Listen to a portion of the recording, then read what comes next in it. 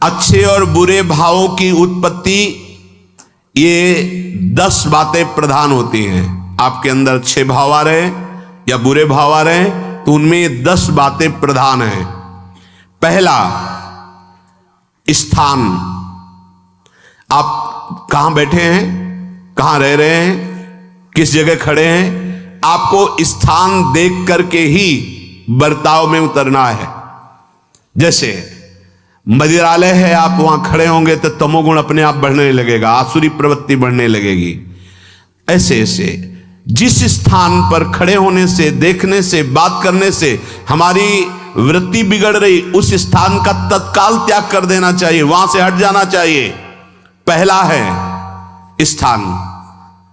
जैसे सत्संग, यमुना जी का एकांतिक पावन तट, किसी लता के नीचे, किसी संत भगवान के सानिध्य में, अब हमारा ये स्थान भजन वृत्ति बढ़ाएगा। उस व्यक्ति का घर जिसके पास जाने से वासनाएं बढ़ रही, उस स्थान में जहां दृश्य देखने से हमारे अंदर गंदी बातें आ रही, पहला है स्थान। दूसरा है अन्न। बहुत बड़ा प्रभाव अन्न का होता है। अगर अधर्म के द्वारा कमाया हुआ अन्न है तो बुद्धि अधर्म में ही लगेगी।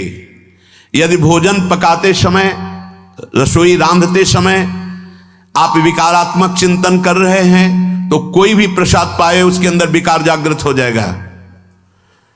अन्न का बहुत बड़ा प्रभाव पड़ता है। एक बार पूज्य पाद उड़िया बाबा जी महाराज अपने परिकर के साथ भ्रमण में थे तो किसी बड़े धनी मानी ने निमंत्रण दिया, महाराज आज यहीं रुको।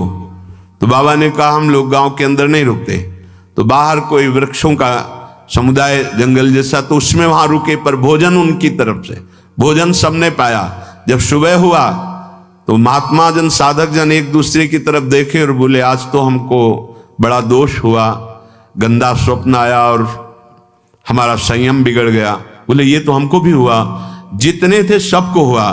उड़िया बाबा के समीप गए, बाबा ने कहा अच्छा ऐसा हुआ, ये तो अन्न दोष है, बुलाओ अन्न पवाने वाले को, फिर चलेंगे।